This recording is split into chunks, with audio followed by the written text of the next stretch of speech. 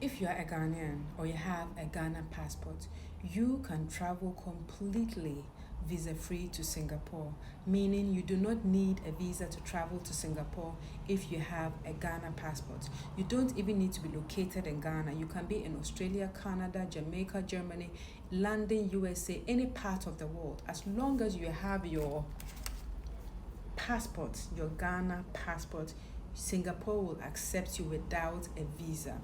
But there are a few requirements. Stay tuned and find out what they are. Before I proceed, this is a disclaimer. This video is purely for educational purposes and it's not meant to be legal. It's not meant to be legal advice. Neither am I a travel agent. Now, you want to travel to Singapore. You are a Ghanaian. The first good news is that you don't need a visa, but they are going to check some documents. They do this to filter the good people from the bad people. And also, they always want to make sure that after you stay, you will return to wherever you are coming from.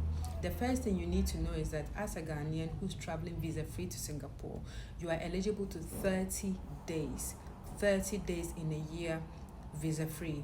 After the 30 days, if you want to continue to stay there, you need to apply for an extended stay. You now need to apply for a visa. Number 2, you need a valid passport. Your passport needs to be valid for at least 6 months and have 2 blank pages. The third point is that you need to have a return ticket. So you are going into Singapore. When are you intending to leave? Your ticket needs to show when you are coming and when you are going. That is called a return ticket. The fourth thing is that you need to have a place of residence. If you are going to visit friends or family or whatever or whoever, they need to give you their name and their address. Or if you are going to stay at a hotel, you need to reserve online and print out and show the reservation that this is where I am going to be staying at. Another thing is that you need to show proof of sufficient funds. You have enough money in your bank account to take care of yourself.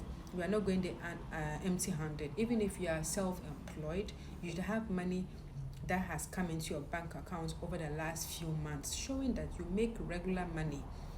Or if you are working for somebody, you have your monthly salary coming inside to make sure that you can take care of yourself. I would advise for you to budget like $100 a day. In reality, you might not spend that much money, but I think if you plan for $100 a day, for example, a 1-week trip, you have $1,000, that should be more than enough to convince the immigration official that, oh, you've got your own and you can take care of yourself. Another very important thing that you need is the Singapore arrival card, which is an electronic document that needs to be filled online and presented at least 3 days before your travel. Is also a health declaration. You can get your Singapore arrival card at ica.gov.sg.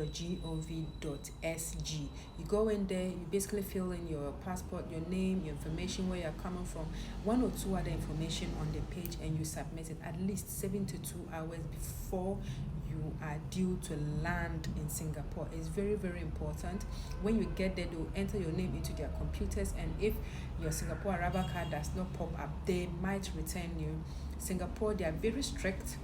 They don't play with such things. So make sure you get your Singapore arrival card before you travel there. The other requirement is that you need to have your yellow card or your yellow fever vaccination card. This is the yellow card that has a history of all your important live vaccinations, especially the yellow fever vaccination, hepatitis vaccination. Some people also want a typhoid vaccination, but the most important one is hepatitis and the yellow fever. Also, you need an itinerary because Singapore is mostly a tourist destination. So visa free, you can go there for tourist or business. If you say you're going there for tourism, they are going to ask you what and what are you going to do at Singapore. You need to be able to say, I'm going here, I'm going there, I'm going there, I'm going there. You need to be able to list some of the tourist attractions and destinations that you intend to visit during your stay in Singapore. I'll make a separate video later listing some of the very interesting and beautiful places that you can visit while you are in Singapore. So off the top of my head, I think these are the requirements. This is what you need. If it's visa free travel, go there, do your business, go there on your short vacation, on your honeymoon or whatever, and come back. If you intend to work and to stay, don't go there on your visa free travel. Please, I will not advise it. If you go there illegally and they catch you, you will not enjoy life in a Singaporean prison. It's Asia. Yeah, it's not fun. It is not going to be nice. So go there for your short vacation and come back.